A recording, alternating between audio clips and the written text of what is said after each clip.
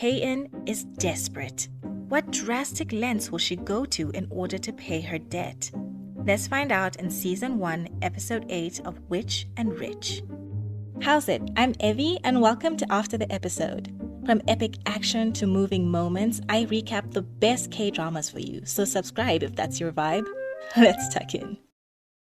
There are 4 days left until Hye-in has to pay either 8 million as compensation for destroying a designer dress or drop out of school.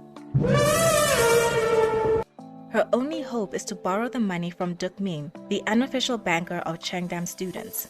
No matter how high the amount, Duk-min always delivers, Si-eun assures her. Although a freshman, and a nerdy-looking one at that, Duk-min isn't a target for the ridicule that's normalized at Cheongdam. In fact, he's garnered respect and fear from the bullies.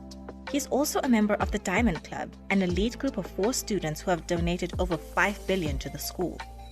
As Si-eun and Hye-in gaze at the donation board in awe, they realize how privileged some people are.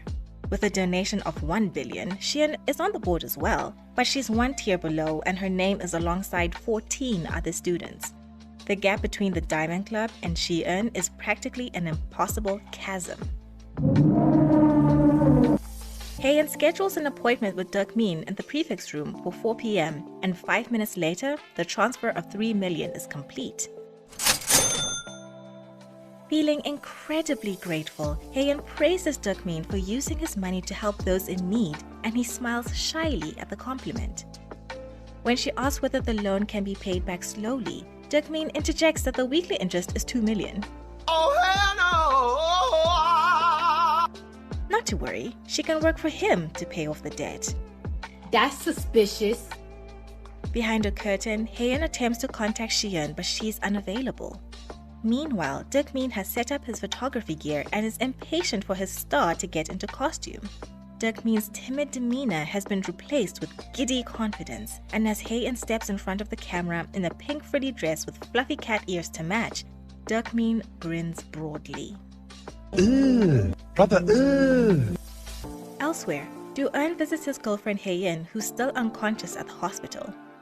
He can't forget the fiery words of the new scholarship student. You call yourself a diamond, yet you couldn't protect the girl you like.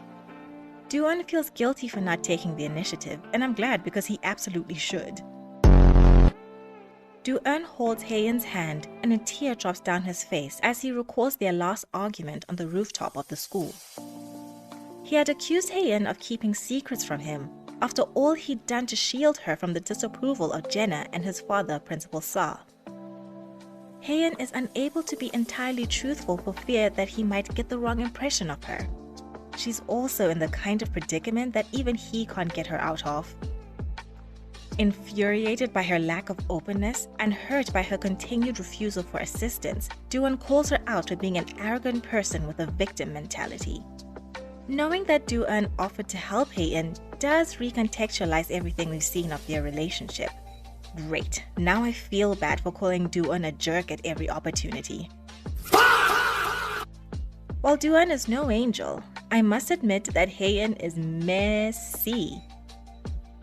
Let's return to the creepiest guy in school, Duk-min. He's having the time of his life taking pictures of Hye-in in her costume. For her part, Hye-in is resigned to the humiliation because one cannot survive on pride alone. Thus, Hye-in does all the cute poses in a variety of absurd outfits with a stiff smile.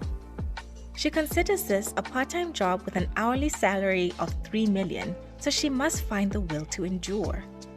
It's proving particularly challenging, however, given Duk-min's endless collection of outfits for her to try. When Hye-in is finally fed up, Duk-min offers to give her more money for her services. She begrudgingly agrees, but as Hye-in makes her way to the changing area, Duk-min grabs her wrist to stop her. The extra 5 million will be transferred if she changes in front of him.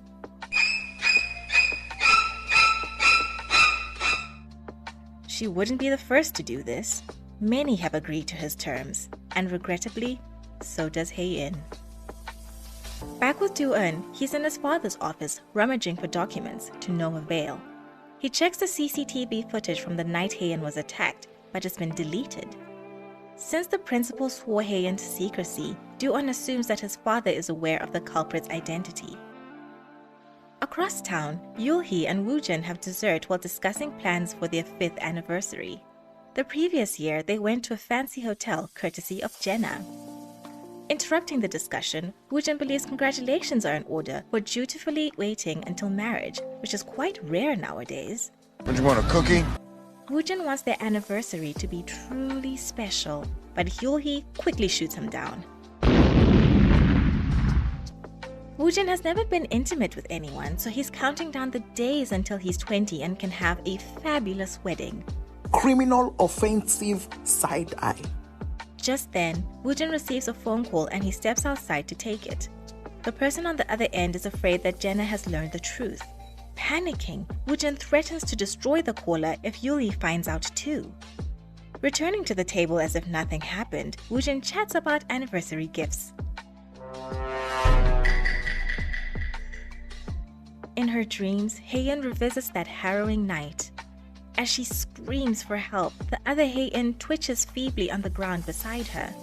The dying girl has a necklace in her hand and Hye-in takes it, unsure of what else to do.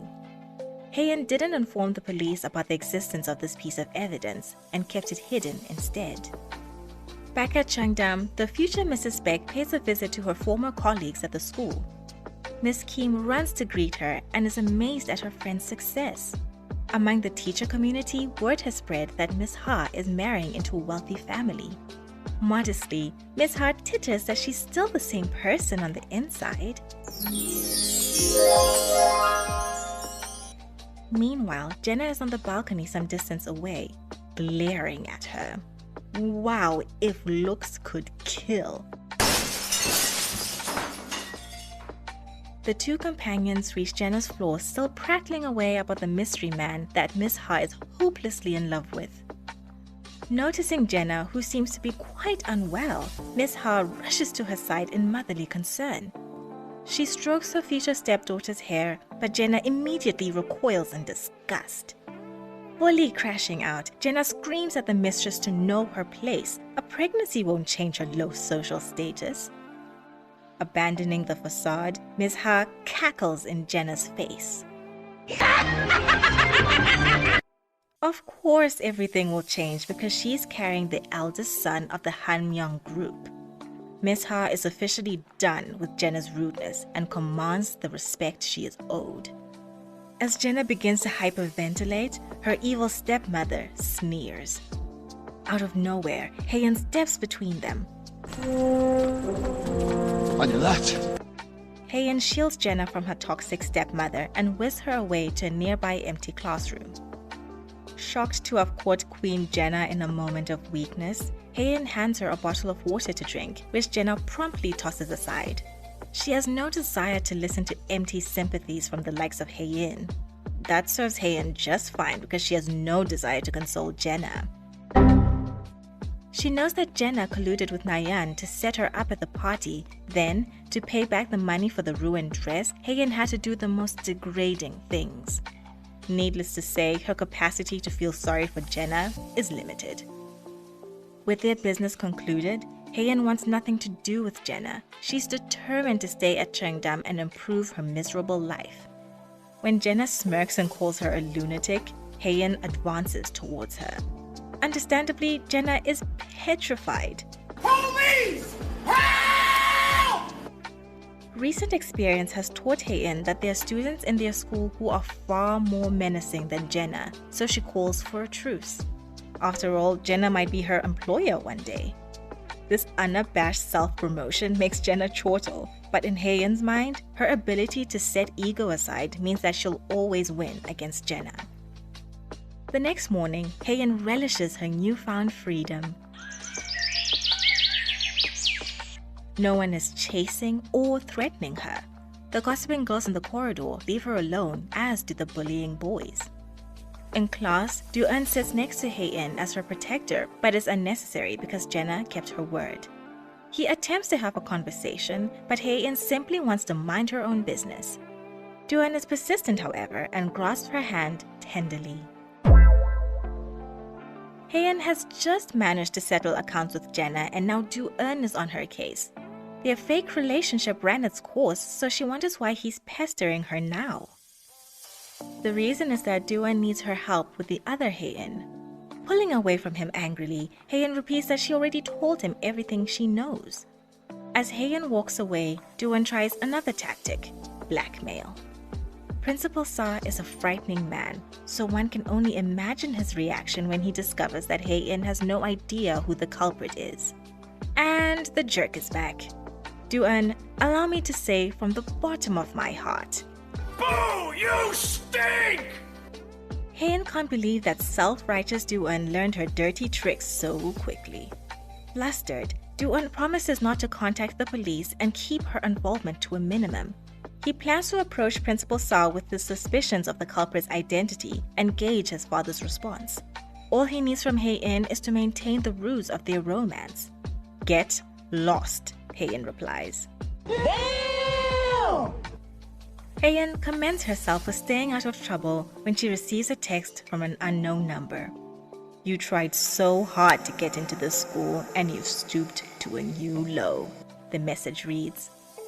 Attached is a video of her in the prefects room with that creep Do-min.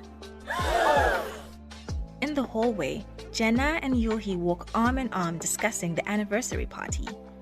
Yul-hee would like Jenna to help her select a fun but flirty outfit that her dear Woo-jin would appreciate.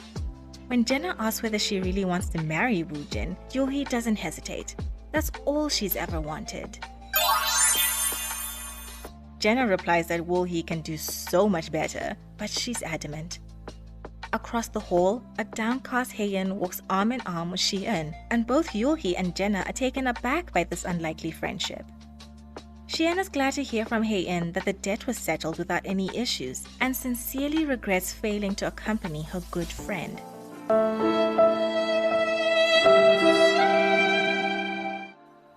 During class, Hye-in anxiously taps her foot and can barely concentrate on the lesson.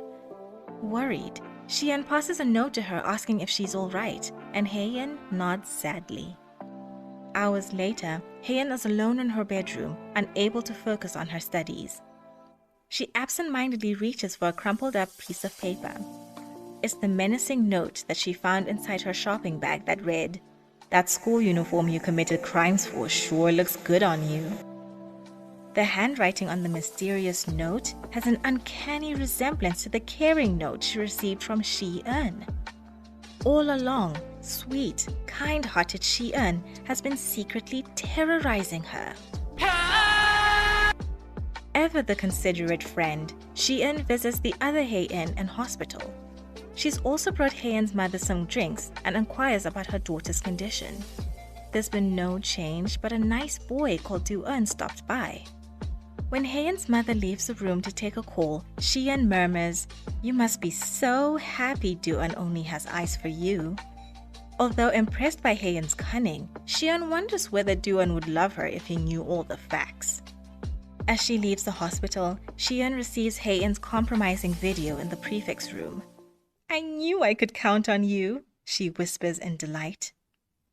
Who is Si-eun really, and what are her sinister plans? Watch episode 8 in my Witch and Rich playlist to find out. Si-eun is a menace.